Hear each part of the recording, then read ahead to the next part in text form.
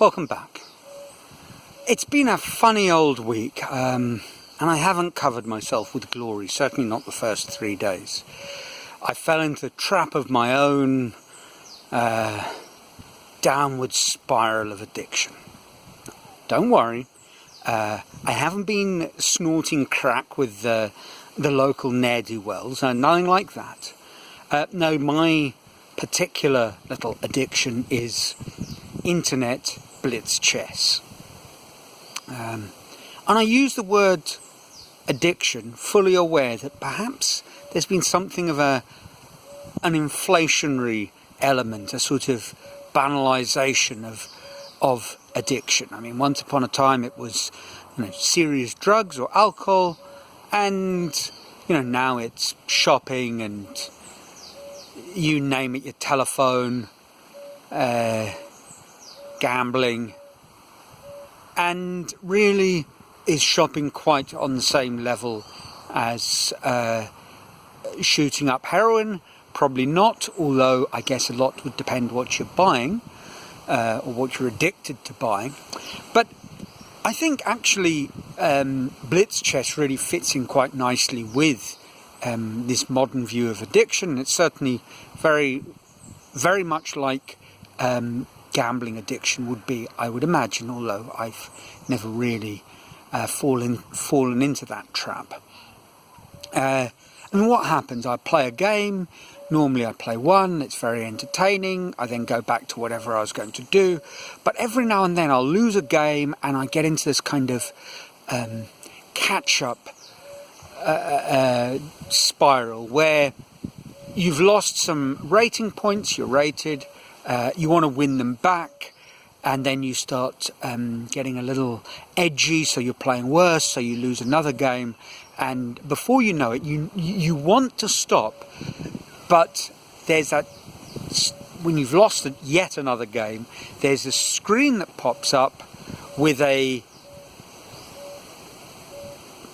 play another game button to click, and you click it, and it's not fun, and it affects you physically. Now, you might find again that that's a bit of a push, but it really does. The adrenaline of playing speed chess, and then the subsequent sort of body hormonal salad of cortisol and adrenaline, and together with the anger and rage and shame and you name it, and you feel terrible, and then I want to break something, and my wife comes and says, it's time for us to go and visit your father-in-law, and I snap, and it's just horrible.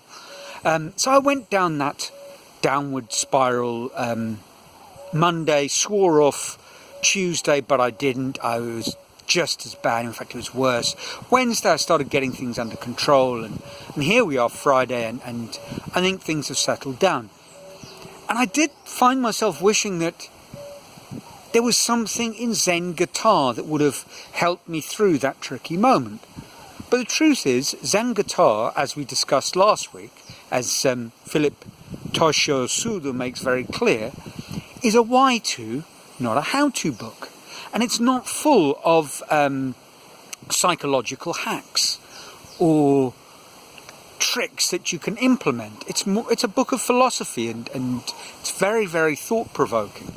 But I did find myself wishing that there was some sort of clever way out of the deep, dark well that I'd dived into.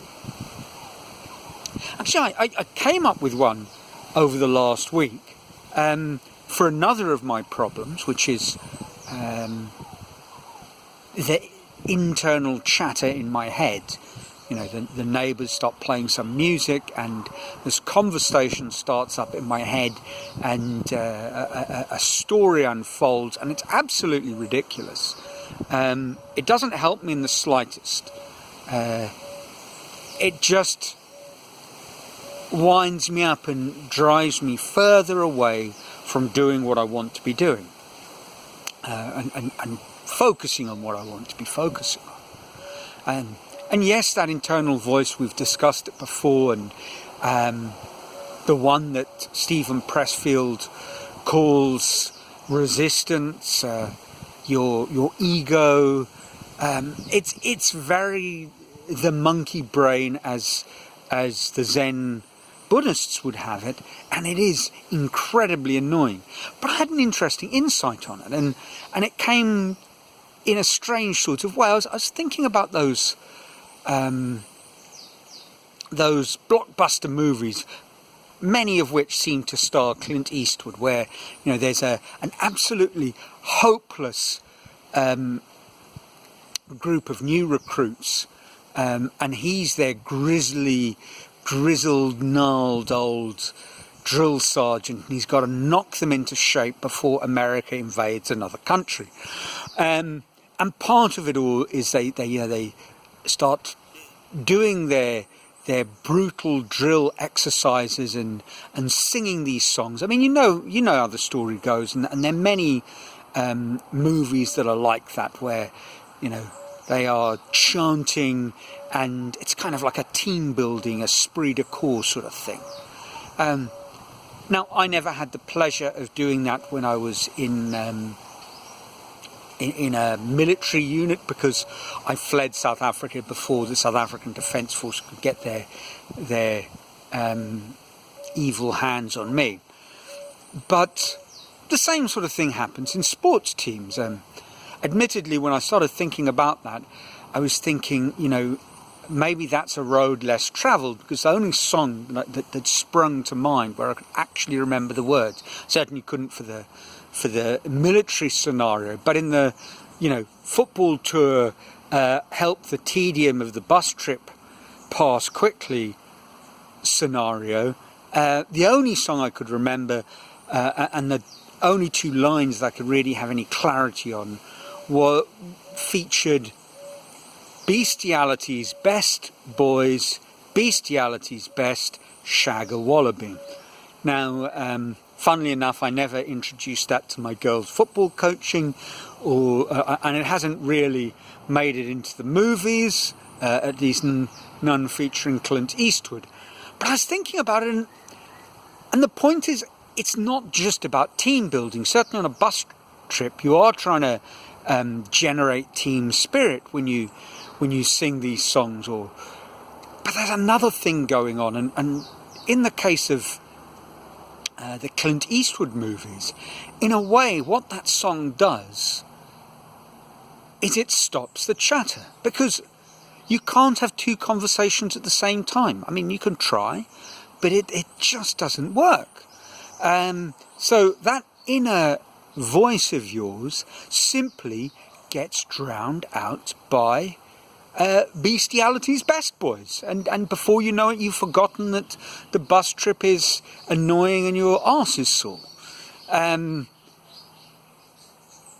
it struck me that perhaps this is territory to be explored, and I have tried this on a few occasions. When the inner voice starts butting in, I literally start talking to myself. I'm doing my sculpture, and I will talk my way through whatever it is that I'm doing. Okay, we're going to loop around this bit of wire and then head north, and I'm sort of get this chat going. And if you do it for long enough, lo and behold, the inner voice quietens down and you kind of amuse yourself. Well, perhaps I'm just going crazy. Perhaps it's COVID lockdown cabin fever. I don't know. But it worked for me. I could do with a few more of these little cunning tricks, but they're not in Zen Guitar. Wouldn't it be nice if there was a book in a similar sort of vein, that kind of world of Eastern philosophy, but more a how-to than a why-to book? And as luck would have it, there is.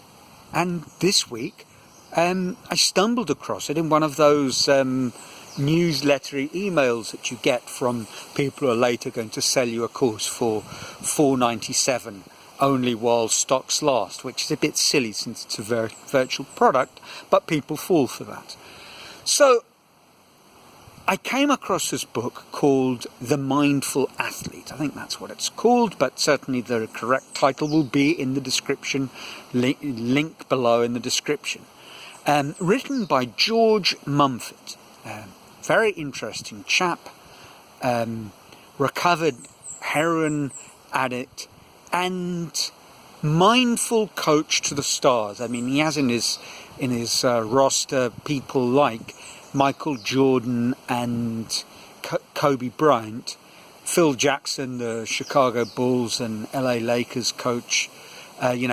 He was his go-to guy on all things sports psychology related. So George has written this fantastic book. I've started looking at it. I will talk more about it in the weeks to come.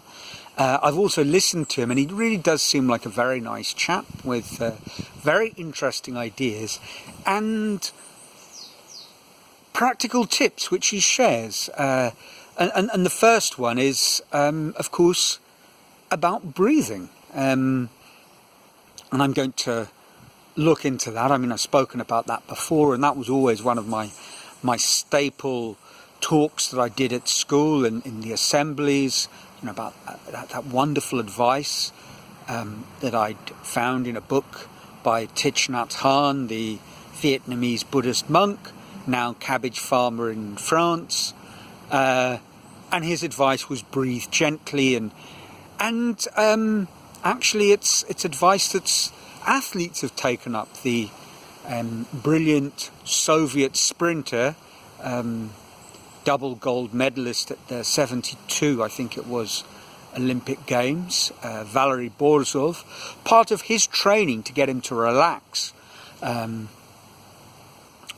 his jaw and his neck, and consequently that relaxation would spread all the way through his body into his arms and legs, and relaxation really is the name of the game in sprinting.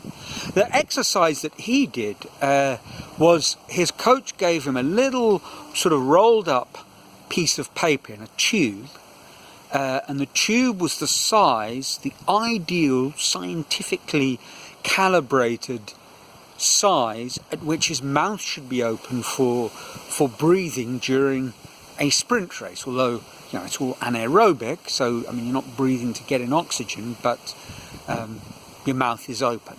And he would hold the tube of paper in his mouth, and the coach would get him to repeat exercises until there was no indentation or dent or indication of any sort of jaw pressure.